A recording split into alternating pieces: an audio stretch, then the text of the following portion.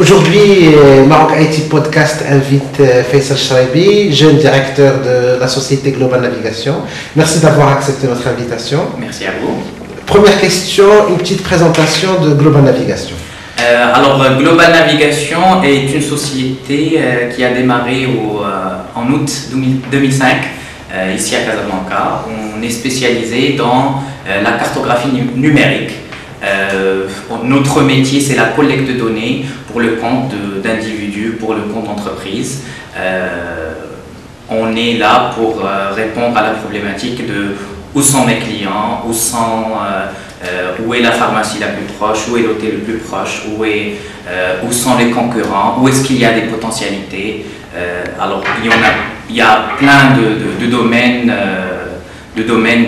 où on a besoin de cette information-là. Et comment vous évaluez le potentiel du marché marocain actuellement? Est-ce qu'on utilise des systèmes d'information géographique et le géomarketing? Aujourd'hui, d'après notre expérience, il y a un énorme potentiel, mais la plupart des gens ne savent pas ce que les systèmes d'information géographique peuvent les apporter.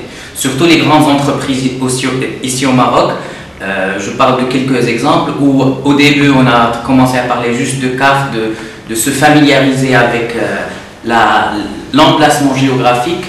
6 mois après, ces sociétés-là nous disent aujourd'hui on ne peut plus travailler sans l'information géographique. On gère mieux notre force de vente, on gère mieux notre territoire, on gère mieux notre entreprise, on optimise un peu notre méthodologie de travail.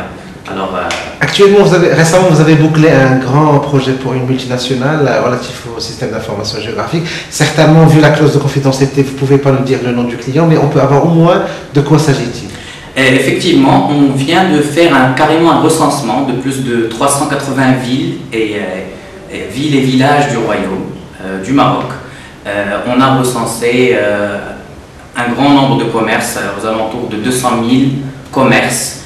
L'idée, c'est de permettre à notre client la possibilité d'optimiser son travail, de faire une optimisation, de connaître effectivement, de répondre à ces questions-là. Où est-ce qu'il y a du potentiel? Comment mieux travailler? Comment mieux gérer le territoire? Comment augmenter le chiffre d'affaires? Comment être positionné beaucoup mieux par rapport à ses concurrents? Ok. Et sinon, qu'est-ce que vous en pensez de la censure de Google Earth au Maroc? Est-ce que c'est une bonne chose ou mauvaise pour les Moi, je trouve que c'est pas très bien. C'est pas très bien pour la globalisation. Aujourd'hui, il y a ce qu'on appelle la globalisation. Si on la ferme au Maroc, elle est ouverte en France, aux États-Unis. Il y a plein de méthodes de contourner ça, mais c'est pas bien au niveau du développement de ce secteur-là au Maroc. Mais comment protéger des données sensibles, par exemple, sur Google Earth? Des sites militaires, des sites sensibles. Quelle est l'expérience d'autres pays pour pouvoir permettre l'utilisation des sites dans un régime, dans un domaine civil? Je pense les protéger en disant on arrête d'accéder à Google Earth n'est pas une solution. Ça, c'est sûr.